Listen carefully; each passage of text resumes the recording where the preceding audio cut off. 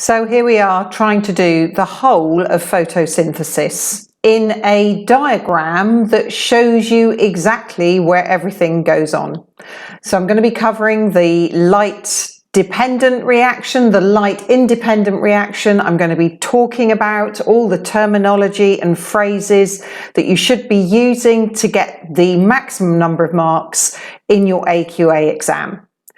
First of all, I thought it was worth us just kind of orientating ourselves as to where all of this is going on. So up in the top here, I've got my little cross section of a leaf showing the palisade layer, which is packed full of chloroplasts. Clearly, I haven't shown any other structure inside the cells, with the mesophyll layer with all the air spaces and even the guard cells around a little stomata. And I'm hoping that you recognise that this big structure that I've drawn across the whole screen is a chloroplast, one of the little green dots up here. So we are inside the cells of the leaf when we are looking inside the chloroplast. So hopefully you can work out what this part of the diagram is, and maybe you could label what this is and what these are and what this part is. So let's quickly do that so that we can orientate ourselves. So first of all, this is the double membrane of the chloroplast, and outside of that is the cytoplasm of the cell, and inside of the chloroplast you have the stroma of the chloroplasts, and within the stroma are the individual thylakoid or thylakoids here, and when you have a stack of them like this, you call that a granum. And if there are many of them, you call it a grana. So then, just to remind you of your GCSE photosynthesis, in this bottom thylakoid, I've given you a quick summary of that. And that is obviously that 6 carbon dioxide and 6 water molecules react to form a glucose molecule and 6 oxygen molecules. So we're going to break this down now into the light dependent and the light independent reactions. So let's start first on the light dependent reactions. And these all happen in the thylakoid or on the thylakoid membrane. So let's just draw some of the molecules that are involved in this. So very diagrammatically, I'm drawing the one molecule that makes all of our plants green. Nothing else is green except for this molecule, which is, of course, chlorophyll.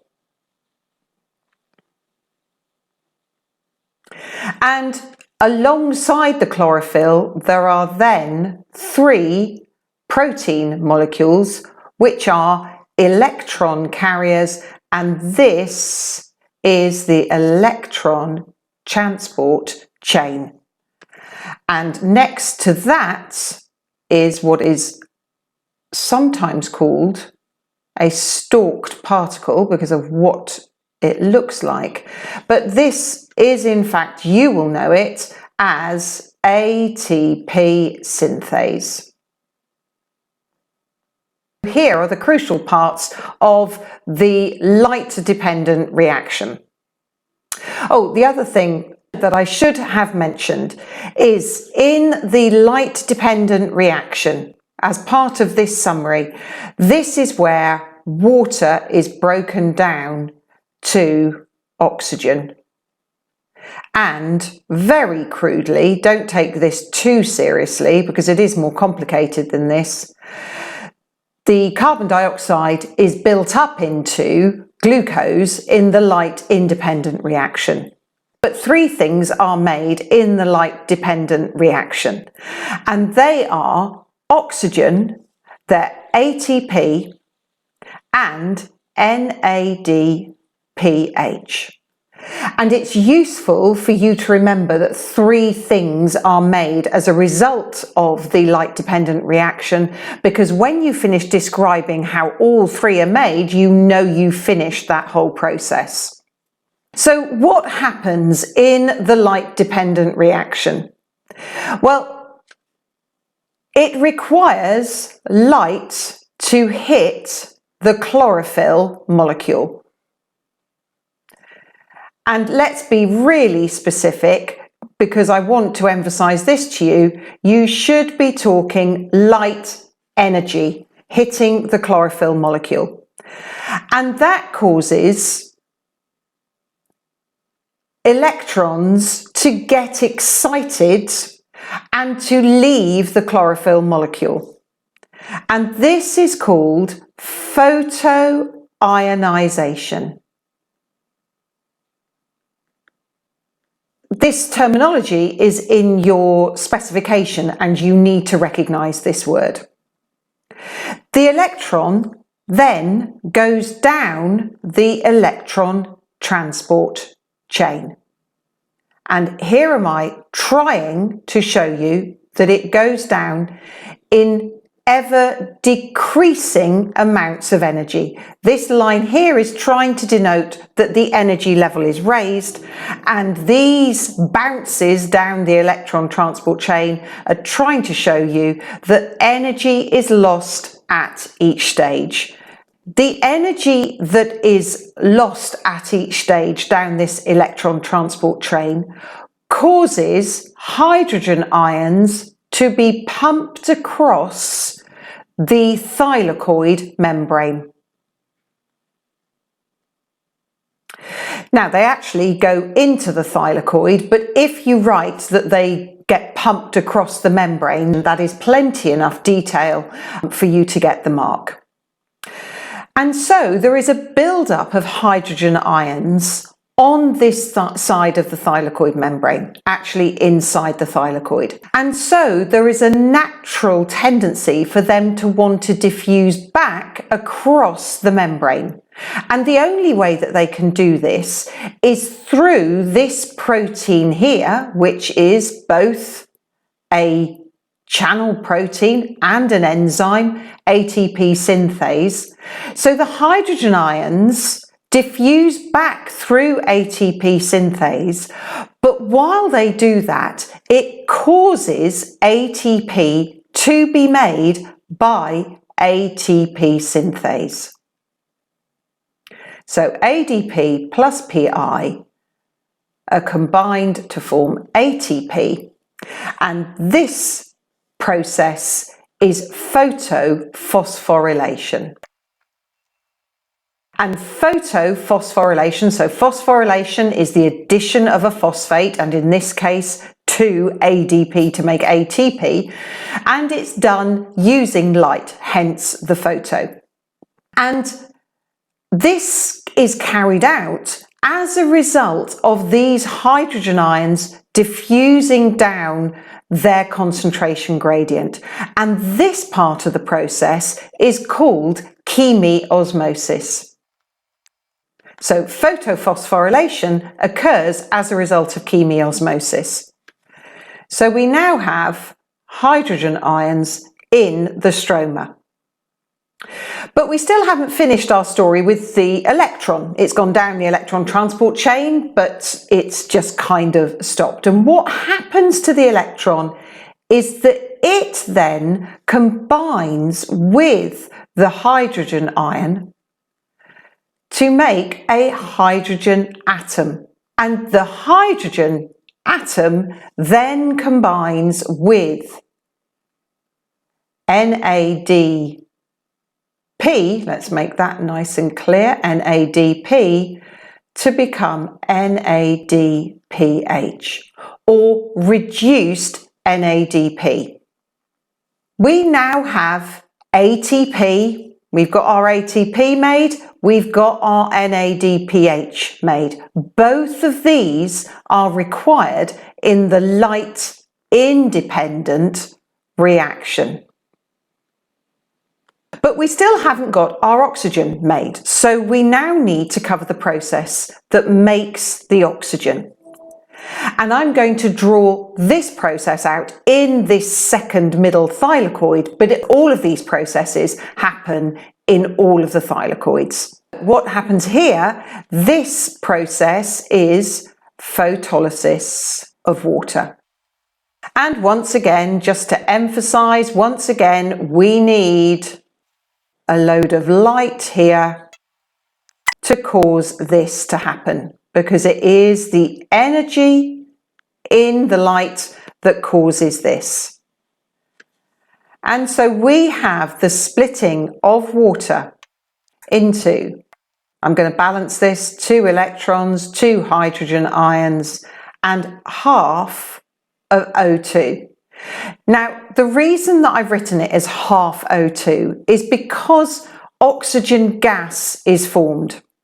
So I want to make sure that you understand that this is actually the gas which then diffuses. So here am I writing all of the processes in purple. It diffuses out from the chloroplast, out of the cells, through the stomata and out into the air. And so we now have our oxygen that has been made. So we're nearly there.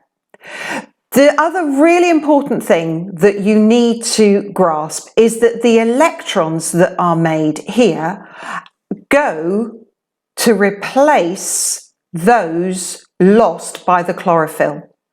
The chlorophyll is incredibly electron hungry, and the electrons released from the photolysis of water replace those that are lost in the chlorophyll. So we now have all of the substances that are made in the light-dependent reaction, and these two in purple, the ATP and the NADPH, are now required in the light-dependent reaction, and this occurs in the stroma of the chloroplast. Now we have carbon dioxide coming into the mix. Remember that carbon dioxide is used in the light-independent part of the reaction, and carbon dioxide diffuses in through the stomata, through the air spaces, and into the chloroplasts of the cell during photosynthesis. So CO2 combines with ribulose, bisphosphate,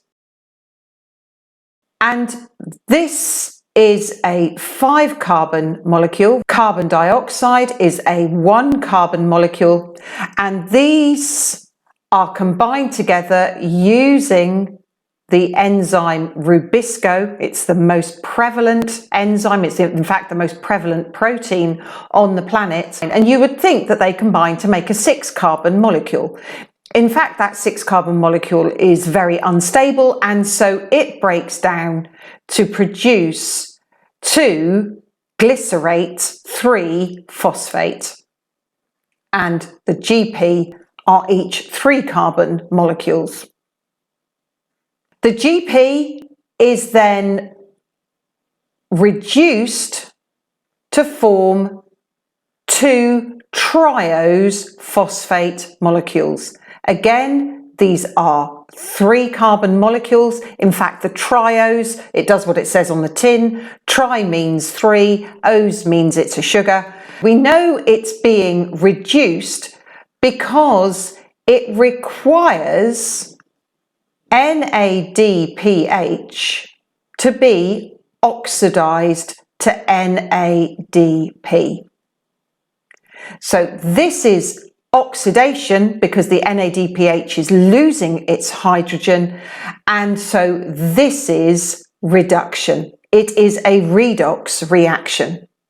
And the other important component to allow this reaction to happen is ATP, And really importantly, again, from a terminology point of view, it is the energy that is required from ATP being split into ADP plus PI that is required for the reduction of GP to TP. And rather nicely, the ADP is then recycled back to the light-dependent reaction, as is the NADP. Okay, so where are we? Most of this, and again, this is the terminology to use in an exam question, most of the TP is recycled to reform ribulose bisphosphate. But some goes to form glucose. Now, hopefully, it's reasonably obvious that glucose is a 6-carbon compound and it's formed from this cycle, and this is the Calvin cycle, named after scientist Melvin Calvin. I personally think his mother's got a lot to answer for calling him Melvin. Who would do that to a child when their surname is Calvin? Anyway, moving on. So this is a 6-carbon glucose molecule that is made as a result of a 1-carbon molecule being fed into this Calvin cycle. And hopefully it's reasonably logical that it takes 6 turns of this cycle to get one glucose molecule out. And there we have pretty much the whole summary of photosynthesis at A level. Light-dependent reaction produces oxygen, it produces ATP, and it produces NADPH, and the light-independent reaction produces glucose. Now, this glucose is then used as a building block to make the lipids and to make the proteins, in fact, all other molecules that are required by the plant. It might need some other minerals, so it needs nitrates in order to make the amino acids and the DNA, but glucose is the building block of all the other molecules that go to make up the biomass of the plant. So I think it is worth you recognizing that glucose builds up the biomass, but it also gets used in respiration. And here's your link to your energy transfer part of the syllabus, because of course NPP equals GPP minus respiratory losses. And I'm hoping that this makes more sense of this equation, because the NPP is basically the amount of the glucose that is able to go and form the biomass. So the NPP is the biomass. The GPP is how much glucose could be made from photosynthesis itself. And the only part that can't be used to make the biomass is what is used in respiration. And I'm hoping that that just clarifies that other little bit of the syllabus. So we now have photosynthesis in one big diagram with all of the processes there summarized. And now we're going to go on and look at some exam questions to show you that the terminology that I have used in this description is what is required in the answers for exams. So here we are looking at some exam question help, and I've got one on the light dependent reaction, one on the light independent reaction, and an application question. Really primarily to get you noticing the type of terminology that you need to use to answer these questions. You will notice that throughout this, the emphasis is on how the energy is changing and being used in these processes. So this one is about the light-dependent reaction, and it's asking you to describe what happens. So here we go. Number one, chlorophyll absorbs the light energy. Look, immediately, it's wanting you to emphasize that the light energy, don't talk about sunlight. You need to emphasize that whole energy thing. And that causes the excitation of the electrons, or in fact that the electrons are so excited that they are removed from the chlorophyll. Photoionization takes place. And these electrons move down the electron transport chain, releasing energy or losing energy at each stage. And clearly, I think this is a slightly older question. The more recent questions would then often include mark points about the hydrogen ions being pumped across the membrane, but this one does jump straight to that the energy is used to join the ADP and PI to form ATP. Then photolysis of water takes place, producing photons, electrons, and oxygen gas. And finally, NADPH is produced as a result of NADP being reduced by hydrogen. And there are, hopefully, easily your 5 marks. Now, if we move on to the light-independent reaction, you've got to describe that. So let's have a look at what is in the mark scheme here.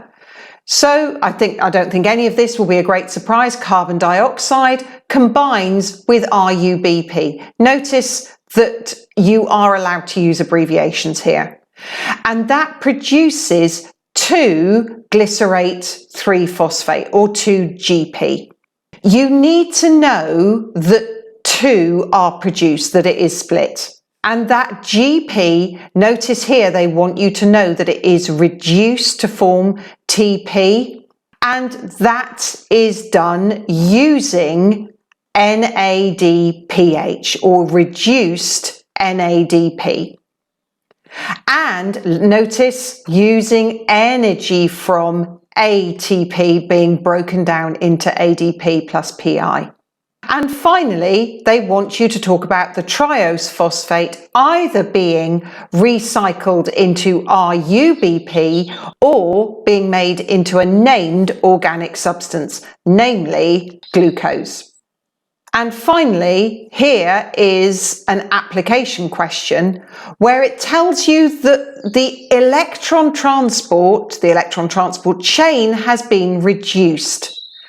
And therefore, why does this explain the decrease in production of triose phosphate? Now that is a bit of a clue, because of course that is talking about the part where GP is turned into TP and it requires NADPH and ATP. So therefore, they want you to recognize that less ATP is produced from the light-dependent reaction and less reduced NADP is produced. And, oh, here we go, we've already talked about that these two are produced during the light-dependent reaction, and therefore less GP is turned into TP. That absolutely required you to recognize the link between the reduced electron transport and this part, particularly of the Calvin cycle, less TP being produced, and therefore the NADPH and the ATP being required for that process. I hope this has been helpful. If it has, please do share it with your friends. Please do subscribe.